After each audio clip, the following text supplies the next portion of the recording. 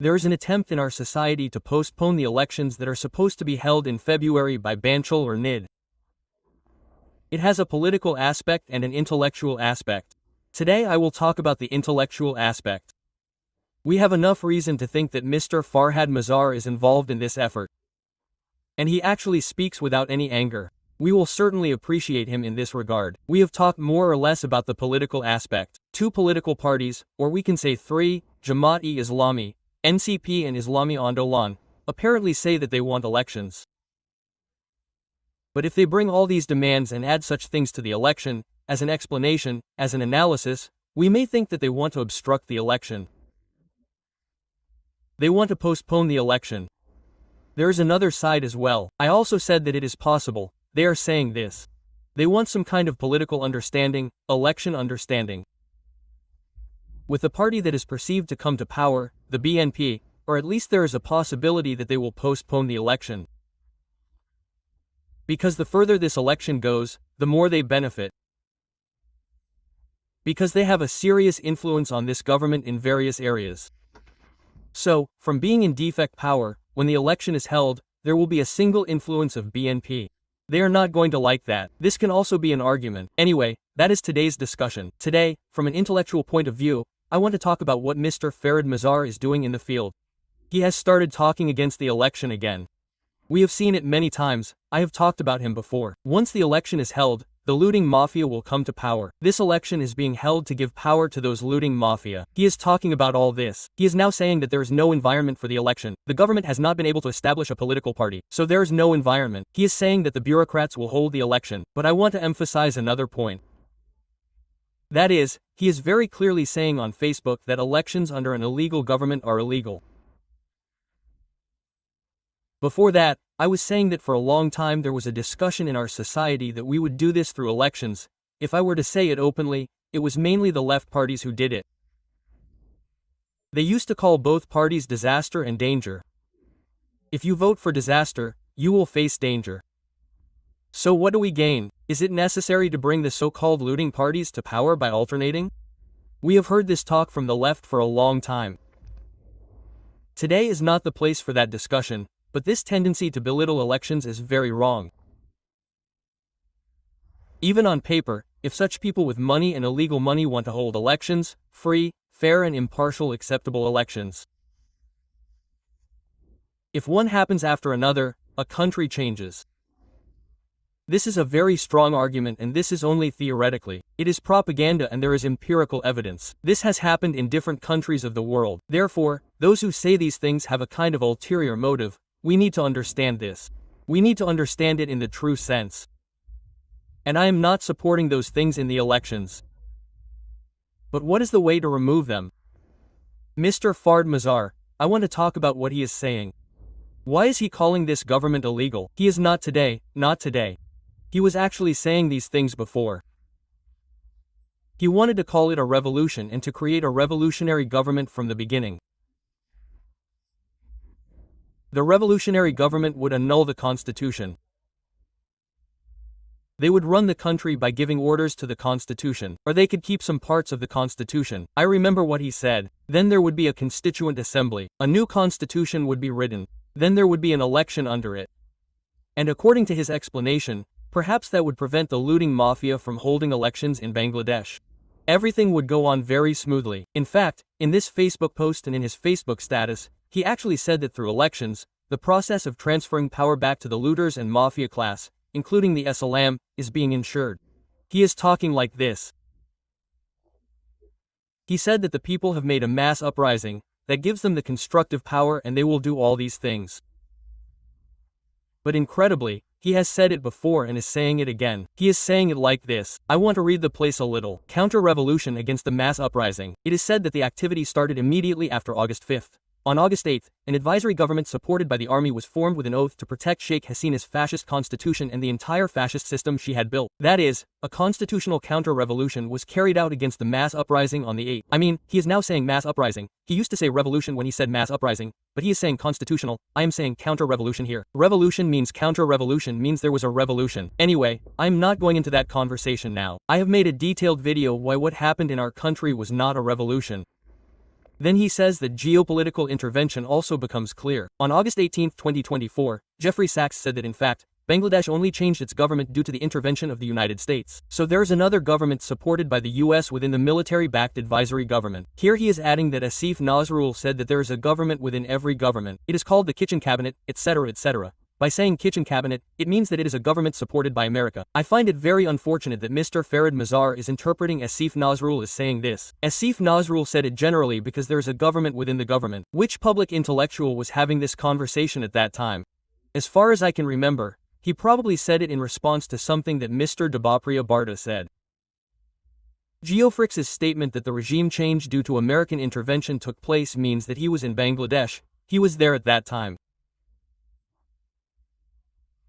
Many of those who were at the forefront of his coup are very connected to him. I mean, didn't he know?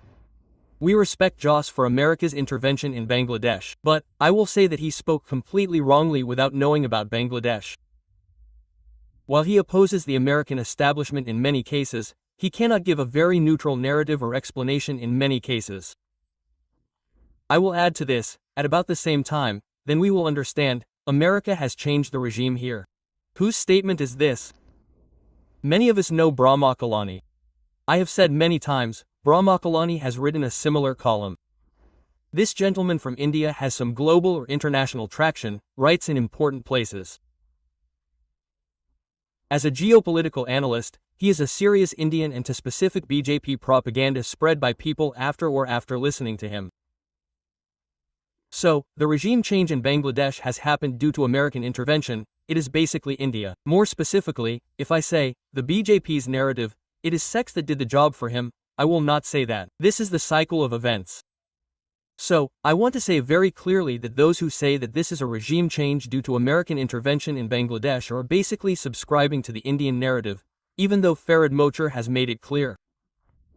That means what he is trying to say now is that the government is illegal. He is saying something like this in the last part. If the mass uprising is not the basis of the legal legitimacy of the government, and on the other hand, if Sheikh Hasina forms an illegal government that is not in the constitution, then any announcement by that government has no legal or constitutional validity. We have had this debate before whether this government is legal or illegal. We have spoken, and I want to say it again, since a very significant person is talking about a crime, we have to say our words. This government was not formed constitutionally, and he is repeatedly saying, he talks a lot about the Constitution. We oppose it. The mass uprising was formed without following the Constitution. So every time a mass uprising is formed, meaning organized, without following the Constitution, we will change the Constitution. Is that what he is saying?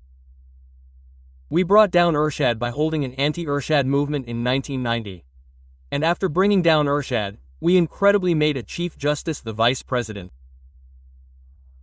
The one to whom Ershad handed over power and resigned. He went back. And we held this election within that constitutional framework. And since it was unconstitutional, we later ratified it. If we do not follow anything constitutional, it can be ratified later. We did it for Godendman. We did it again. We took these earlier events later.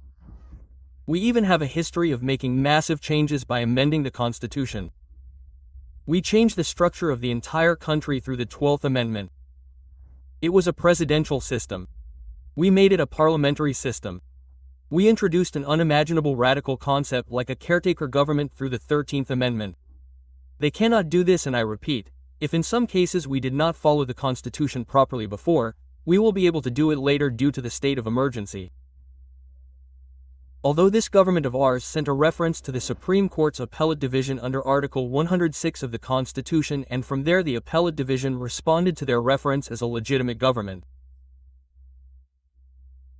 Even then, if we think that this government or anything else done by this government is in conflict with the Constitution, we will make it part of the Constitution in the next Parliament and ratify it through a new amendment. The complexity in this is that these incidents have occurred not in our country, but in many places around the world. So, all activities have been banned and become illegal because the government has defied the Constitution. No, I am surprised by one thing. I mean, if an important public intellectual and theorist like him thinks, I am assuming on paper that looters are ultimately elected in Bangladesh. If there is a fair election, there is that talk. We have to spend a lot of money in each election. There is a tendency to use a kind of muscle power in which is not the color. There is, so now we have written a new constitution and held elections. In that case, such muscle power, owners of black money from Bangladesh will no longer be able to vote. They will not have the possibility of being elected. We think that. Is there still not enough legal institutions in Bangladesh to stop them? The answer is, there is. If there is, then why are we not able to do it? What it means is, there is a lot of talk about this all over the world. There is, if you write it down on paper, a country will become democratic. A country will become very humane for the people. This is a very, very novel idea. This has been discussed all over the world for many years. For many years. So we wrote a new constitution. Based on our new structural power, we wrote a new constitution. Then based on that, we will do elections or whatever. Everything will continue to be done in a beautiful way as we want. Absolutely wrong idea. Even after doing this, we will have to go through a journey again. That journey is tough. The same events will happen again in that journey. They will continue to happen. We have to fight them continuously to reach a place, and this is a new phenomenon in this world. Even after the new phenomenon reaches a certain stage and moves to a wonderful liberal democratic system, there is a reversal. Fascism and extremism are rearing their heads within this constitutional framework and electoral framework. They are being fought against, and I almost say, wherever the events are happening, nowhere is it being said, write a new constitution. There are problems in the constitution. If that is fixed, the rise of fascism can be prevented. There is talk of fighting politically everywhere. So, Mr. Fardar, he does not know these. I do not believe them in any way. He actually intends this election. He knows. I think that disrupting and postponing this election is his main objective. Maybe wrong, but that is my interpretation. Because it is very possible for people like him to know what he is saying. I believe that he knows these things, and he has been doing these things knowingly since the 5th of August. And I think that every time he says this, he will call the government illegal and the next government as well. But since he says it is illegal in the elections, he will also call the next government illegal. He will continue this talk. This will act as a serious threat to the security of Bangladesh. Because the government of Bangladesh is illegal, it is the Awami League. Sheikh Hasina regularly says that Yunus government has no right to be in power. There is no right to hold elections under Yunus. Sheikh Hasina said the same thing a few days ago. Now when Farhad Mazar says these things, weapons are handed over to Sheikh Hasina. Because Farhad Mazar is not at least a person in favor of Sheikh Hasina. He is a person in favor of this mass uprising against Sheikh Hasina. Now when a person in favor of the mass uprising says that this government is illegal, his election is illegal, then the next government will also be illegal. Everything is handed over to the Awami League in India. I don't know if he is considering this thing. His statements are absurd, and more importantly, they could create a serious security threat for Bangladesh, and he is creating that opportunity.